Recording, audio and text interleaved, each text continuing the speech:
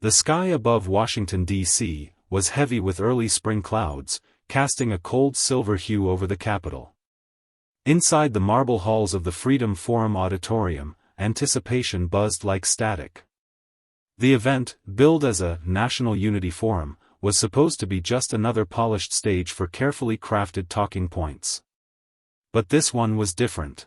Because this time, they'd invited Karoline Leavitt. She wasn't supposed to be on the original panel. The organizers had scrambled to include a conservative voice after pressure from donors and grassroots groups. Karoline, 27, sharp-tongued and media-trained, was their worst-case scenario, and the audience didn't know what was coming. Across the room, California Governor Gavin Newsom stood backstage, adjusting his cuffs and grinning into the mirror. He knew the cameras loved him. He knew the Beltway crowd did too. Handsome, seasoned, fluent in moral high ground, he was built for these moments. But he hadn't been told who the opposing voice was. Not until 5 minutes ago. His aide whispered it. Karoline Leavitt, Trump's former press voice. Gavin scoffed. "Oh, the cross on the blazer girl?" He chuckled, smug. "This'll be fun." Out in the main hall, the moderator welcomed attendees. Today's topic: bridging political divides through shared values. A safe label. A hollow one. And right at the edge of the curtain, Karoline took a breath. She wore a navy blue suit, a simple white blouse, and a silver cross pin just over her heart. Not for show. Not for branding. It was who she was. When Gavin took the stage first, he didn't waste time. He smiled at the crowd, then tilted his head with practiced ease. "We gather today not to debate theology," he said smoothly, "but to discuss policies grounded in reason, not personal faith. Because let's be honest, faith belongs in hearts, not in courtrooms." A ripple of applause. Polite laughter. Karoline's expression didn't change. But she heard it. She heard all of it. And that's when she stepped onto the stage, heels clicking, eyes sharp, voice silent for now but coiled like a wire. The gloves were already off. Karoline walked toward her seat with a poise that made the audience take notice. She didn't rush. She didn't nod at Gavin. She didn't even look at him. Instead, she adjusted her blazer, smoothed her notes, and sat down with the composure of someone fully aware of the trap, and fully prepared to spring it shut. The moderator, a neutral journalist from a major outlet, gave her a carefully measured smile. "Ms. Leavitt, would you like to respond?" Karoline lifted her mic slowly. "I would." She looked out into the sea of polished shoes, crossed arms, and barely concealed condescension. Then, she turned, deliberately, to Gavin. "You said faith belongs in the heart," she said, voice calm but firm, "and not in courtrooms. But it's ironic that the freedoms this very forum is built on, speech, conscience, belief, came from men whose faith wasn't hidden away. It shaped everything they built." A beat. Silence. Gavin smiled, patronizing. "I admire your passion," he said, "but passion isn't policy. And personal conviction, especially religious, has no place influencing secular governance." Karoline leaned forward, voice colder now. "Except when it fits your agenda, right? When you mandate ideological training in public schools, force nuns to cover abortion in insurance plans, or shame Christians who speak out in defense of their values, you're not neutral, Governor. You're replacing one moral framework with another. Yours." Gasps scattered across the auditorium. One camera zoomed in. Gavin's smile twitched. The moderator tried to steer the conversation. "Let's bring it back to shared goals." "Governor Newsom, what?" But Karoline wasn't done. "You don't get to mock people of faith," she said, eyes locked on Gavin, "then pretend you're the adult in the room. You're not here to unify anything. You're here to sanitize the public square, to make it safe for your ideas and suffocating for anyone who disagrees." There it was. The audience held its breath. Gavin blinked, the edge of confidence slipping from his gaze. For the first time, he looked uncomfortable. And Karoline? She hadn't even raised her voice. A long silence followed Karoline's last words. Not the kind of pause that begged interruption, but the kind that landed like a thunderclap, the type of silence that made people sit straighter in their chairs. Gavin Newsom cleared his throat. "Well," he said with a dry chuckle, that was passionate. But let's not mistake indignation for constitutional clarity. He turned toward the crowd, regaining his balance. This country was built on freedom of religion, yes, but also freedom from it. That's why we don't let one person's personal convictions dictate law for everyone else. Karoline let him finish, stone-faced. Then she calmly leaned into her mic again. So your position, Governor, is that personal faith should be invisible in public life, unless, of course, that faith aligns with progressive causes? A beat. Let me remind you, she continued, that you publicly endorsed pastors preaching about climate justice, hosted interfaith rallies for racial equity, and quoted scripture while defending COVID lockdowns. You don't mind religion in politics. You just mind mine. Boom. It wasn't a roar of approval, not yet, but the room had shifted. Eyebrows rose. Arms uncrossed. Phones quietly slid from pockets. Gavin's lips parted, but Karoline didn't stop. Let me ask this room something, she said, turning from Gavin to the audience. When exactly did belief become a disqualifier in leadership? When did a cross on your collar mean you're suspect, but a rainbow pin makes you enlightened? Even the moderator leaned back. Karoline stood slowly, not storming, commanding. I'm not here to preach. I'm not here to make you agree with me. But I refuse to be shamed into silence by a man who quotes the Constitution only when it suits his narrative. Gavin tried to interject, but his voice caught in his throat.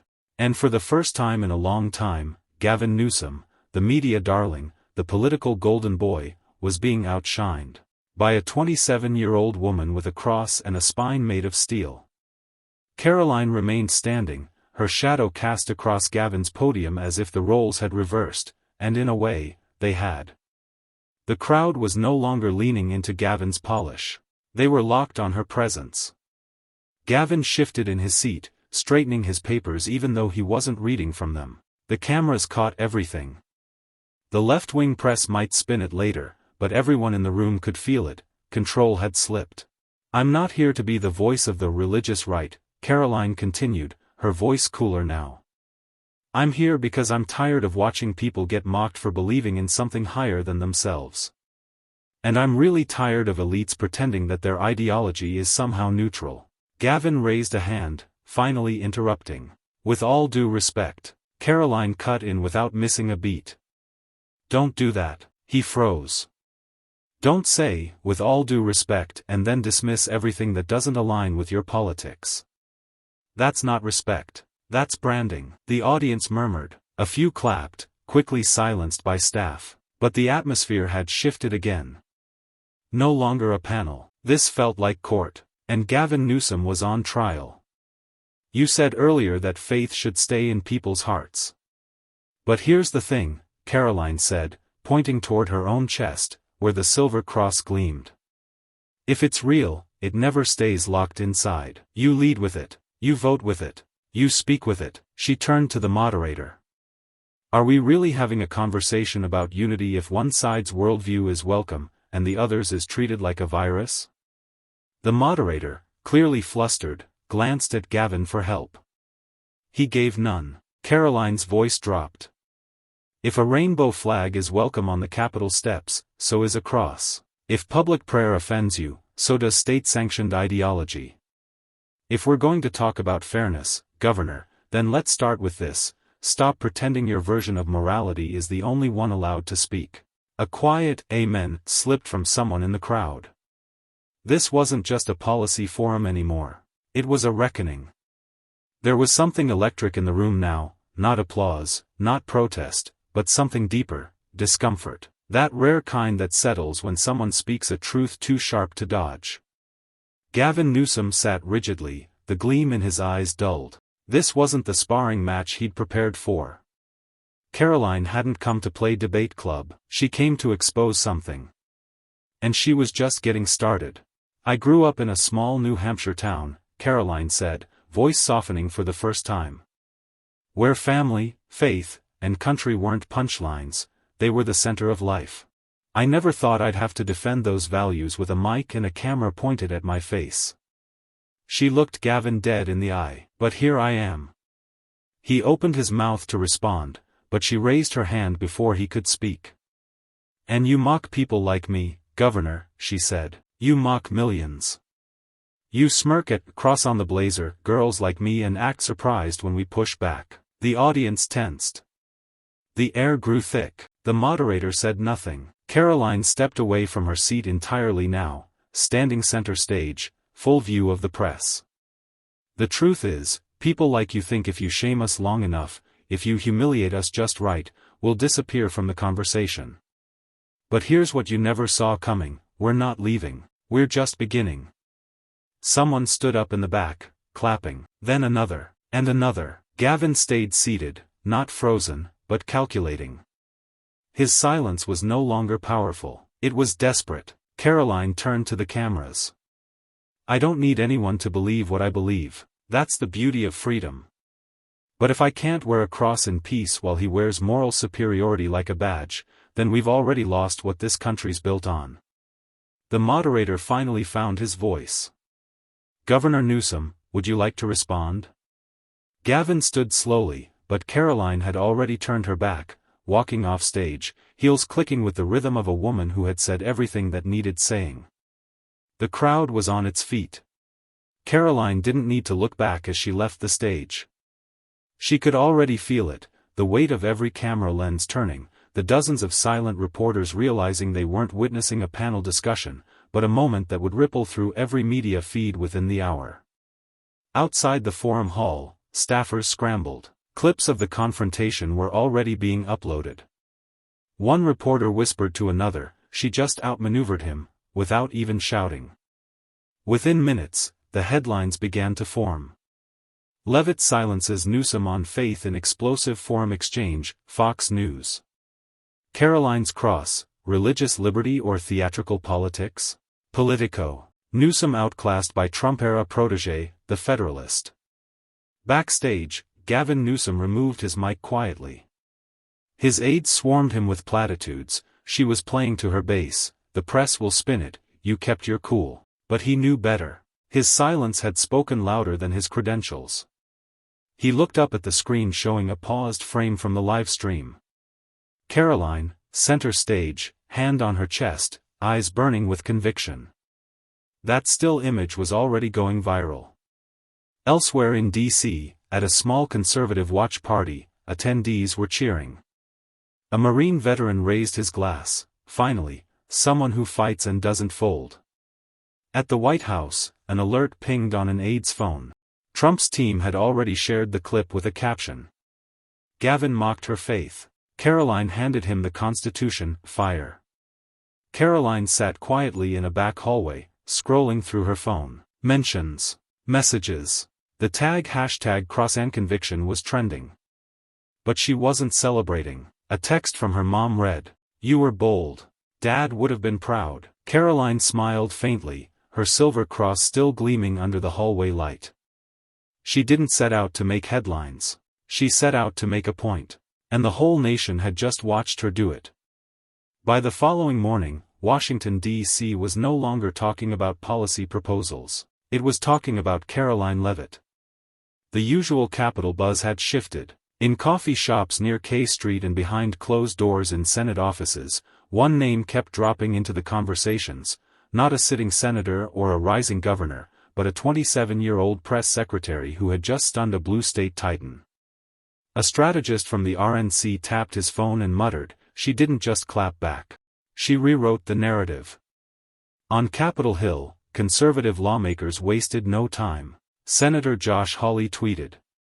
Karoline Leavitt said what millions of Americans feel.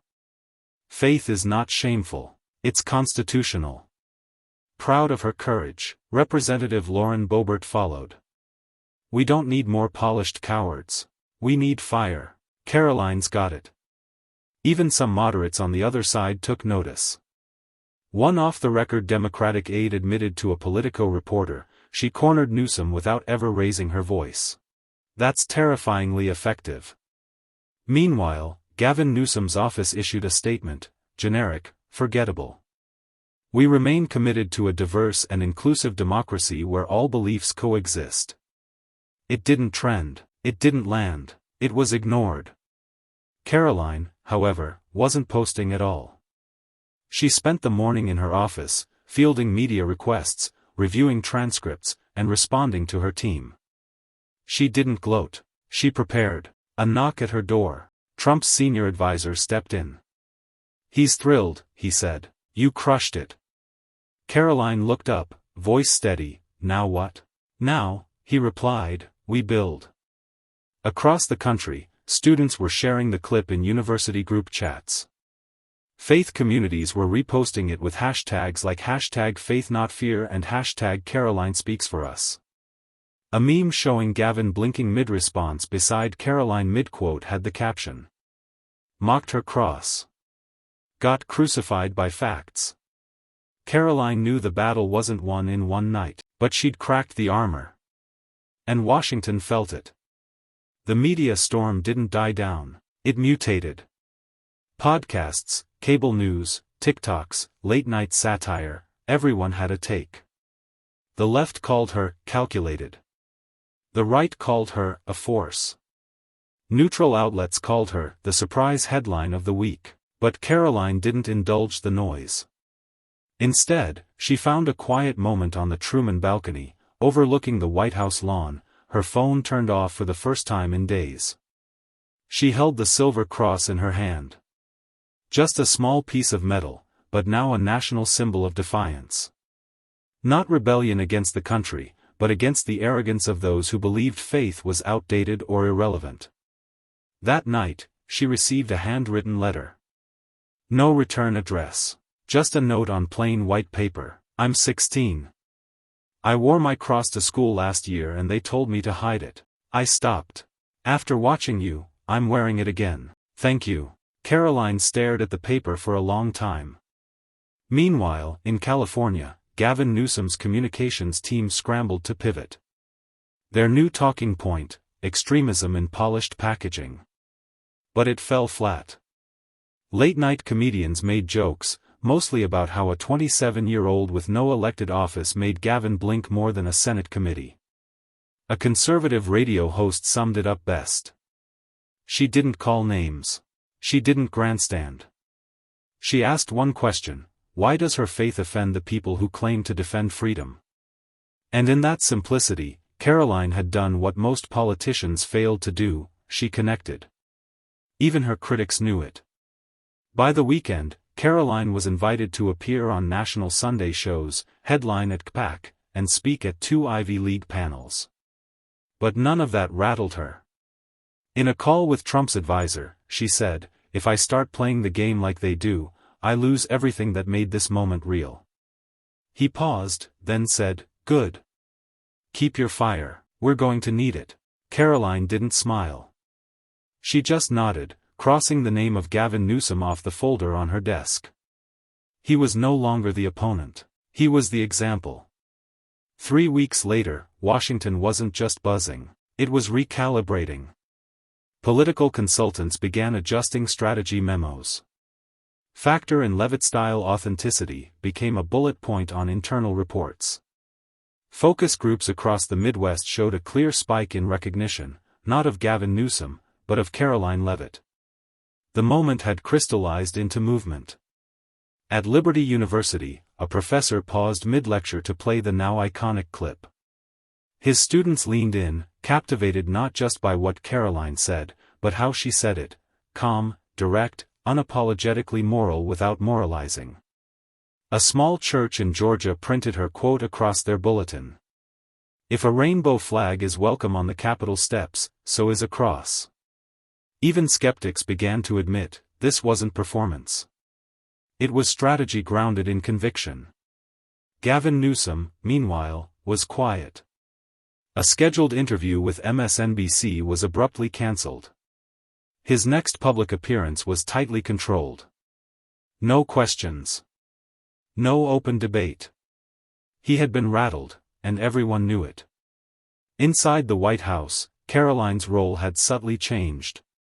She was still the press secretary, but more and more often, staffers came to her for framing, narrative shaping, moral clarity. Her influence had expanded, not by chasing it, but by owning her identity when it mattered most. She didn't need to pound a podium. She just needed to stand still while others blinked. A journalist from the Washington Post called her the velvet hammer of the new right. She ignored the flattery. But privately, she clipped the article and tucked it in a drawer, not for pride, but for record. Late one night, she drafted a note to herself. Don't let momentum become ego. Don't chase the spotlight. Let truth do the work. And then she got back to writing, not tweets, not speeches, but a quiet letter to that 16-year-old girl who had thanked her. No public post. No announcement. Just one voice reminding another. You don't have to be loud to be heard. You just have to be brave enough to stand. Weeks turned into months. The viral clip had long been replaced in the algorithmic churn of American politics, but its impact hadn't faded. Karoline Leavitt was no longer the girl who stood up to Gavin Newsom. She was now being whispered about in halls once reserved for career politicians. Think tanks invited her behind closed doors. Faith groups quoted her. Young conservatives emailed her speeches to professors. Liberals, even while critiquing her, stopped underestimating her. What made it last wasn't just the moment on stage. It was what followed, how she didn't spiral into ego, how she didn't milk outrage for airtime. Instead, she built. She helped draft new religious liberty legislation that now had momentum in 3 states. She advised quietly on messaging that focused not on anger, but on anchoring. And Gavin? He never challenged her again. The next time their names appeared in the same headline, it wasn't from a debate. It was a quiet poll showing that in swing state voters' minds, Karoline Leavitt was more trusted on constitutional issues than Governor Newsom. No ad campaign could manufacture that. It was earned, in real time, with real conviction. On a rainy afternoon, Karoline returned to that same forum stage, this time, empty. No cameras. Just her. She walked to the center, stood still, and let the silence speak. Then she whispered to herself. Truth didn't need a microphone. Just a moment. She turned and walked out. That night, back in her office, she placed the framed letter from the 16-year-old next to a new one, from a former atheist college student who had watched the clip and said it changed her views on faith and free speech. Karoline read it, nodded, and tucked it away. She didn't post about it. She didn't go live. She simply whispered a prayer and shut her laptop. Outside, the Capitol lights glowed like quiet embers. And somewhere across the country, a young girl wore her cross to school the next day, head held high, heart steady, because someone had once stood up for her, long before they ever met. I stood on that stage not because I wanted a spotlight, but because I refused to let silence win. Governor Gavin Newsom didn't just mock a cross. He mocked millions of Americans who wake up every day, pray before meals, and believe that faith isn't a weakness, it's our strength. I didn't raise my voice. I didn't insult him back. I did something far more dangerous in today's culture. I stood calm. I stood confident. And I stood unapologetically faithful. They say young women shouldn't speak like this, too bold, too direct. They say we should be agreeable, keep our heads down, and leave the big fights to older voices. But I say no. I say if you believe in something deeply, your faith, your country, your family, then you fight for it, no matter who tries to laugh you off the stage. Because the moment we let mockery replace morality, the moment we let arrogance shout louder than conviction, is the moment we lose not just a debate, but who we are. This wasn't about politics. It was about principle. And today, I saw that principle rise. I didn't win because I'm clever. I didn't win because I'm young. I won because the truth doesn't need to scream. It only needs to stand firm. And to every young girl watching this, to every person of faith who's been told to hide it, downplay it, or feel ashamed, let me be clear. You don't have to bend. You don't have to shrink. You don't have to change who you are to fit someone else's comfort. This cross on my collar isn't just a symbol. It's a reminder that courage isn't loud, but it echoes longer than any insult. Let them mock. Let them laugh. And then, let them watch you rise.